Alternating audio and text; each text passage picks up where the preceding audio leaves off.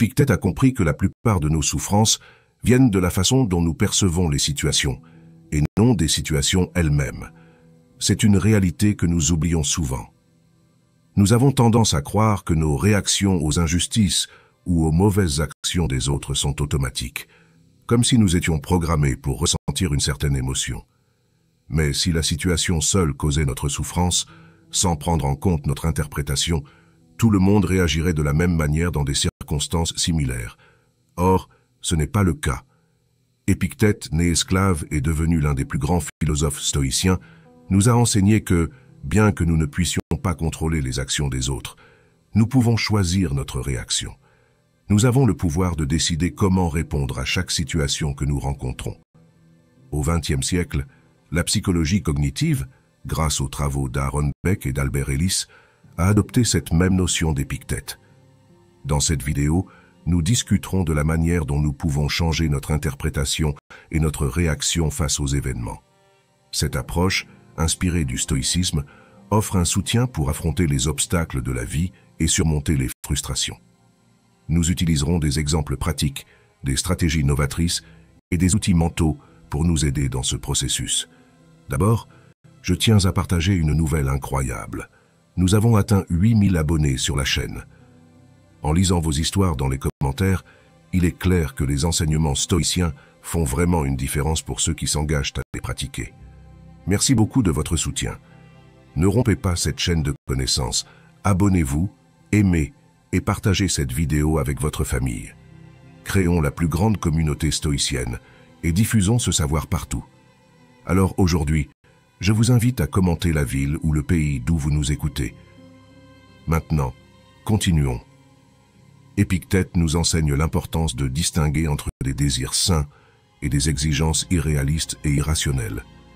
Par exemple, il est normal de vouloir éviter les erreurs au travail, mais s'attendre à la perfection et considérer chaque erreur comme une catastrophe est déraisonnable.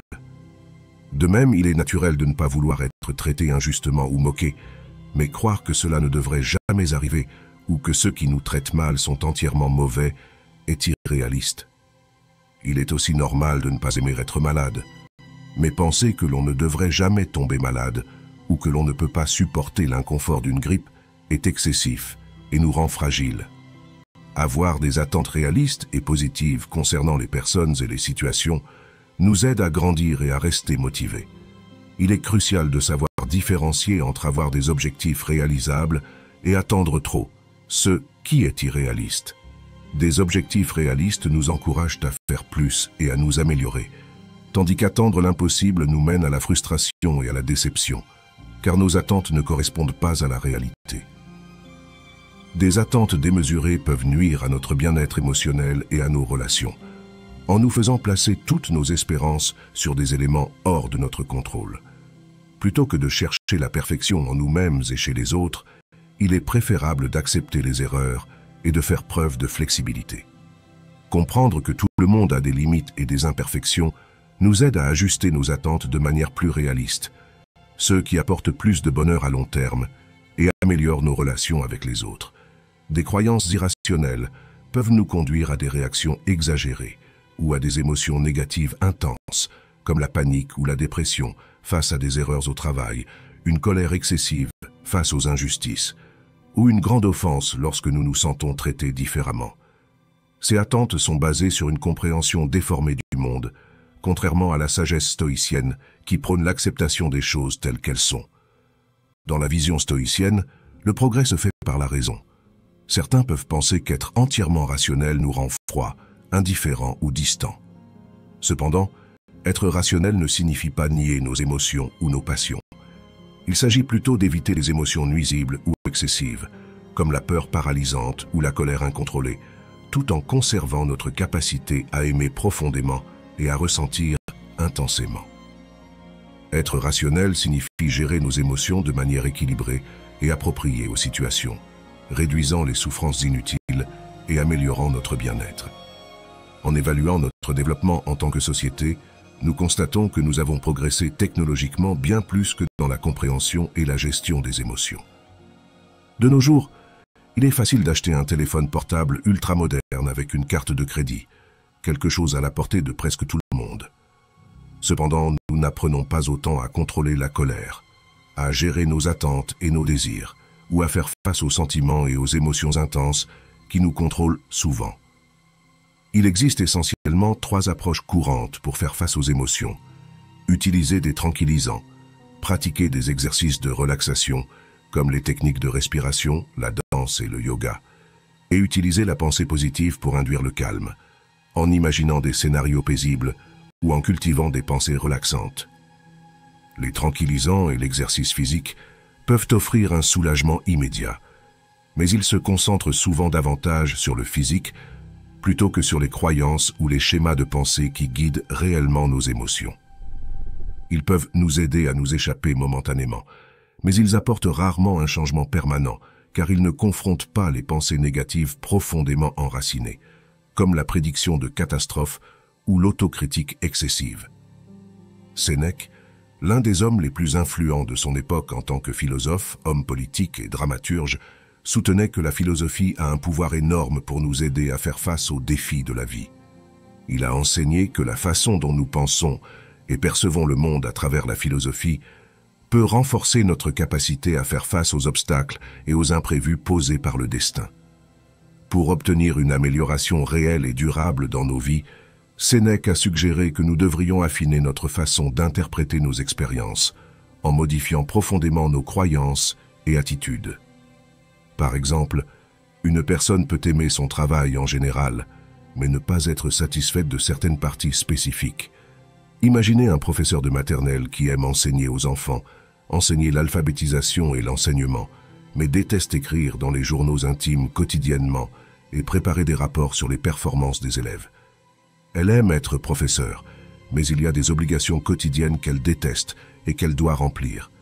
Cette personne a 2 options, se voir comme un échec, car son travail lui demande de faire des tâches qu'elle n'aime pas, ou adopter une vision plus positive, valorisant le travail comme sa source de subsistance pour le moment, même si elle n'aime pas toutes les fonctions qu'elle doit exercer. De cette manière, cette enseignante peut mieux gérer son temps et chercher une nouvelle profession ou une seconde source de revenus pour ne pas être si dépendante financièrement de son emploi actuel. Ce changement de perspective réduit non seulement le stress émotionnel, mais encourage également une approche plus positive et active de la vie et du travail. Lorsque vous changez la façon dont vous voyez une situation, vous vous libérez d'un schéma de réaction attendu et pouvez choisir comment réagir. Mais tout commence par changer la façon dont vous interprétez ce qui vous arrive. Un autre exemple que nous pouvons considérer est le cas d'une femme qui a divorcé de son mari en raison de mauvais traitements, de manque de respect, de graves problèmes d'alcool et de drogue, et de son refus de chercher de l'aide ou un traitement. Elle se retrouve aux prises avec des sentiments de culpabilité et de remords, pensant qu'elle n'aurait pas dû rompre, croyant à tort qu'elle aurait dû rester, supporter le manque de respect et l'humiliation, et l'aider à s'en sortir. Mais il est crucial pour elle de reconnaître que la décision de son mari de ne pas chercher de l'aide relève de sa responsabilité et non de la sienne. La dépendance et la toxicomanie sont des sujets délicats, mais il est nécessaire que la personne veuille se libérer de ce tourment et de cet enfer de la dépendance. Nous ne pouvons pas contrôler les décisions et les actions des autres, peu importe combien nous les aimons et nous nous dévouons. En réévaluant la situation et en changeant sa façon de penser, elle commence à comprendre que malgré ses bonnes intentions, la décision de son mari de ne pas chercher de l'aide est quelque chose qu'elle ne peut pas changer. Ce changement de perspective aide à diminuer les sentiments de culpabilité et de jugement envers soi-même, permettant de passer des sentiments de dépression et de désespoir à la tristesse et au regret. Il est essentiel de reconnaître que la tristesse et le regret, bien que douloureux, sont des émotions plus saines et plus gérables que la dépression profonde et le désespoir, car elles acceptent la réalité de la situation sans se blâmer excessivement. Ce processus de réévaluation ouvre un chemin vers la guérison émotionnelle, l'aidant, avec le temps, à trouver la paix et l'acceptation de la décision difficile mais nécessaire qu'elle a prise.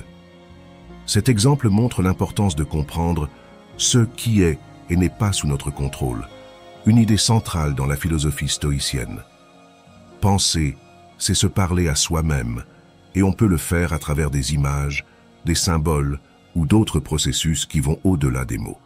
Souvent, sans s'en rendre compte, nous analysons des situations et envisageons différents scénarios dans notre esprit, et quand ce processus se produit, nous nous parlons à nous-mêmes. Par exemple, lorsque nous pensons à chercher un nouvel emploi, nous pouvons nous motiver avec des pensées positives, comme « je peux le faire », « j'ai beaucoup d'expérience dans ce domaine », « je peux obtenir ce travail ». Nous pouvons aussi envisager les défis et les rejets possibles. « Je ne sais pas si je réussirai l'entretien. Je n'ai pas certaine des qualifications qu'ils exigent. Vont-ils m'accepter? Que penseront-ils de moi? Le dernier cours que j'ai suivi dans ce domaine date d'au moins 5 ans. S'il y a quelqu'un de plus qualifié, je ne serai peut-être pas choisi pour le poste. » Cette réflexion interne nous permet également de reconnaître l'importance d'agir malgré nos peurs. Je n'ai rien à perdre. Si je ne suis pas retenu dans cette sélection, il y a d'autres postes pour lesquels je peux postuler. Rester à la maison est plus facile et plus réconfortant, mais cela me cause beaucoup plus de mal. Ne pas agir dans cette situation peut coûter plus cher que de faire face au rejet. Ce processus de pensée est aligné avec la philosophie stoïcienne qui nous enseigne à nous concentrer sur ce que nous pouvons contrôler. Nous ne pouvons pas changer toutes les circonstances extérieures, mais nous avons la capacité d'ajuster nos pensées et les émotions qu'elles génèrent. La capacité de changer notre perception interne face aux défis est fondamentale dans la philosophie stoïcienne, et cela se produit lorsque nous différencions ce que nous pouvons et ne pouvons pas contrôler. Il est important de comprendre que nous ne pouvons pas toujours changer ce qui se passe dans le monde, mais nous pouvons toujours changer la manière dont nous voyons ce qui nous arrive, changeant ainsi notre façon de penser et de réagir. Cependant, il est important de comprendre que toutes les émotions négatives ne peuvent ni ne doivent être éliminées. La peur, par exemple, a une fonction biologique importante, nous protégeant des menaces réelles. Ces réponses émotionnelles, automatiques et instinctives sont vitales pour notre survie.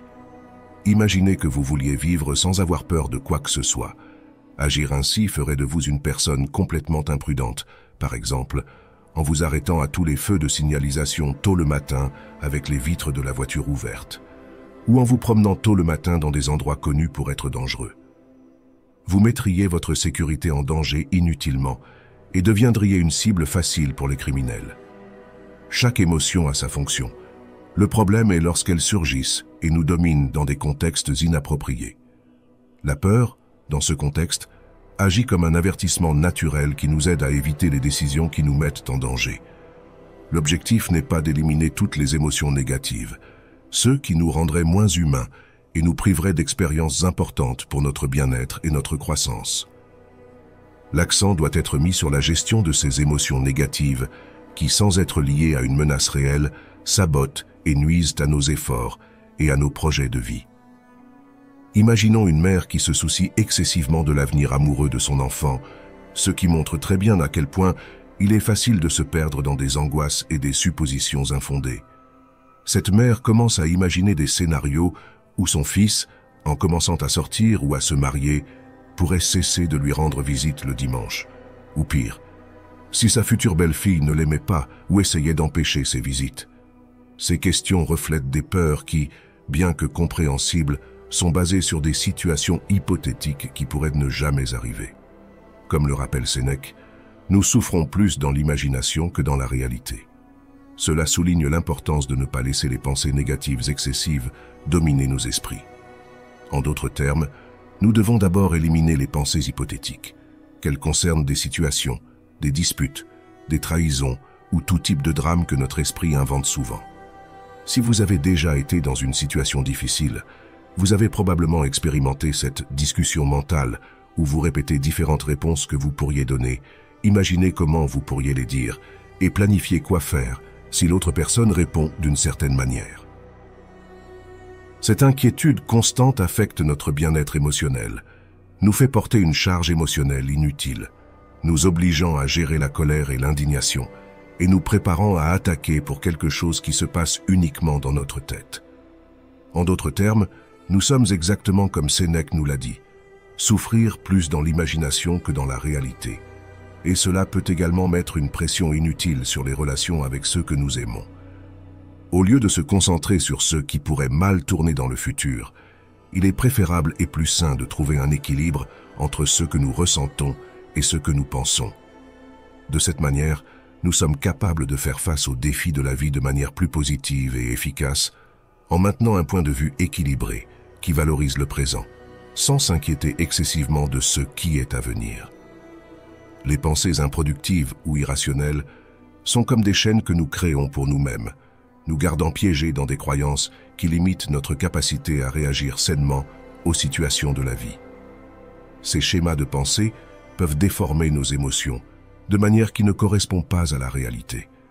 Par exemple, vous trouvez que le pneu de votre voiture est crevé et supposez immédiatement que votre voisin ne vous prêtera pas le cric. Sans même demander, vous vous limitez avec des suppositions négatives. Ces pensées peuvent entraîner du stress et de la frustration sans raison, alors qu'une attitude plus acceptante pourrait résoudre la situation simplement. Peut-être qu'un voisin refuse d'aider, mais cela ne signifie pas que tout le monde fera de même. Penser que l'attitude méchante d'une personne représente celle de tout le monde est une généralisation injuste. La généralisation excessive est un schéma de pensée irrationnel courant qui nous fait croire qu'un échec ou un rejet dans un domaine de la vie signifie échouer dans tout. Ce type de pensée peut transformer de petits revers en catastrophes et nous empêche de voir la situation de manière objective.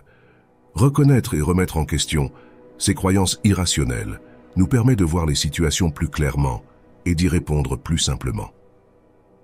Un autre exemple important est l'impact énorme de la culture et des croyances personnelles sur la perception du rejet parental. Dans de nombreuses sociétés, l'idée que le rejet par les parents est quelque chose de dévastateur et irréversible est répandue. Cependant, des recherches montrent que tous les enfants rejetés ou sévèrement critiqués par leurs parents ne souffrent pas émotionnellement tout au long de leur vie. Cela nous fait comprendre que notre réaction à ces situations est largement influencée par nos croyances et attentes, basées sur notre culture. Albert Ellis, un psychologue renommé, suggère que de nombreuses émotions négatives sont causées par nos propres croyances irrationnelles. Par exemple, si nous sommes accusés injustement de mensonges, l'impact de cette accusation dépend en grande partie de la valeur que nous accordons aux opinions des autres. Si nous croyons que nous avons besoin de l'approbation de tout le monde, une fausse accusation comme celle-ci peut nous ébranler profondément, voire nous détruire. Mais si nous comprenons qu'il est possible d'être heureux sans l'approbation universelle, l'effet de ces situations sur notre état émotionnel devient beaucoup plus faible. Comme l'a décrit Erich Fromm dans son livre La peur de la liberté, les gens sont souvent confrontés à un choix difficile. Soit ils font ce que les autres attendent d'eux, en mettant de côté ce qu'ils veulent vraiment et en se sentant tristes à ce sujet, soit ils font ce qu'ils veulent, mais courent le risque de ne pas être acceptés par les autres. Changer la façon dont nous interprétons et réagissons aux situations, en remettant en question nos croyances irrationnelles, peut nous libérer de ces prisons mentales. Cela nous permet de répondre de manière plus saine et constructive aux défis de la vie. Nous avons tous, en tant qu'êtres humains, la capacité de raisonner, mais cette capacité est sujette à de nombreux préjugés, ce qui nous rend vulnérables à croire en des choses sans les remettre en question ou à développer des comportements superstitieux et parfois fanatiques. Même si nous sommes conscients que certains de nos comportements ou pensées nous nuisent, nous persistons souvent à les maintenir à cause de croyances irrationnelles profondément enracinées en nous. Dans de nombreuses relations, il existe une croyance irrationnelle selon laquelle tout le monde devrait agir de manière juste, et lorsqu'ils ne le font pas, ils méritent d'être jugés. Cette idée découle souvent de la notion de libre arbitre et de la tendance à étiqueter les gens comme mauvais, sans prendre en compte les défis ou les circonstances spécifiques auxquelles ils font face, ni reconnaître la diversité des perspectives et des principes moraux qui existent. Lorsque nous nous sentons bouleversés émotionnellement, nous devrions nous demander: est-ce la seule façon de voir la situation? Quelle est la véracité de ma perception? Et y a-t-il une manière plus rationnelle de comprendre cela? Remettre en question et modifier nos croyances irrationnelles est crucial pour éviter des frustrations inutiles. Cela peut impliquer de chercher à comprendre les motivations des autres, d'accepter des défauts mineurs, d'aider les autres à les surmonter ou de décider si des défauts majeurs justifient de mettre fin à une relation. De plus, la tolérance et le respect des opinions d'autrui, même lorsqu'elles diffèrent des nôtres, sont essentielles pour vivre en harmonie. Le cerveau humain ne sépare pas entièrement la raison de l'émotion. Le cortex cérébral, partie rationnelle, et le système limbique, partie émotionnelle, sont profondément interconnectés. Par conséquent, l'idée que nous pouvons penser sans ressentir est contredite par ceux que nous savons du fonctionnement du cerveau. Pour faire face à l'adversité, des stratégies telles que se distraire avec des activités agréables, utiliser la pensée intentionnelle pour imaginer des scénarios moins stressants, ou se concentrer sur des pensées relaxantes peuvent être utiles. Il est important d'éviter les généralisations et les attentes qui déforment la réalité, ainsi que de ne pas supposer des intentions négatives dans les actions des autres. Reconnaître que les croyances telles que « je dois être parfait »,« les autres doivent bien me traiter » et « le monde doit être facile » sont des monstres qui entravent notre progression. L'alphabétisation émotionnelle, la capacité de se changer soi-même et d'accepter que les autres peuvent se tromper sans être rejetés ou méprisés, sont des étapes importantes pour améliorer les relations interpersonnelles et résoudre les conflits. L'ancienne école stoïcienne considérait ces enseignements comme une forme de science, mais en réalité, la vertu ne découle pas d'une formule toute prête. C'est un art. L'essentiel de la vertu peut être transmis, mais chaque personne doit s'engager à améliorer et à apprendre comment exprimer cette vertu à travers ses actions et ses choix personnels. C'est à vous, chaque jour, de la mettre en pratique. Merci encore d'être ici.